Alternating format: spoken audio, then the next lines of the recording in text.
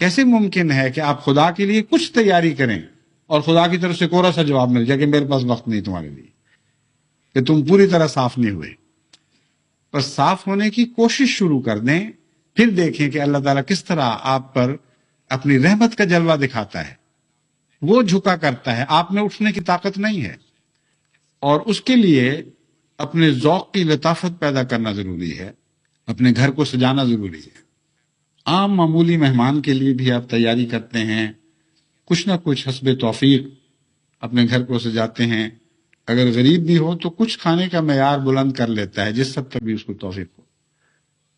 تو جب خدا کا نظارہ کیا اور دل یہ چاہا کہ وہ آپ کی ذات میں داخل ہو جائے، تو اس کے لیے آپ کو ضرور تیاری کرنی ہوگی، اور اس تیاری کا پہلا قدم اعلیٰ اخلاق ہے۔ اعلیٰ اخلاق کے بغیر حقیقت میں خدا کی لقاء ممکن نہیں ہے۔ ہر جگہ یہ شعور بیدار کریں کہ ہم نے خدا سے لقاء کی دعائیں مانگنی ہیں اور لقاء کی تیاریاں کرنی ہیں، اور اس کی لقاء کی خاطر اپنے گھروں کو سنوارنا ہے، اپنے صحنوں کو جھاڑو دینے ہیں، اور اپنی دیواروں کو دھونا اور صاف کرنا اور اپنے فرشوں کو مانجنا ہے۔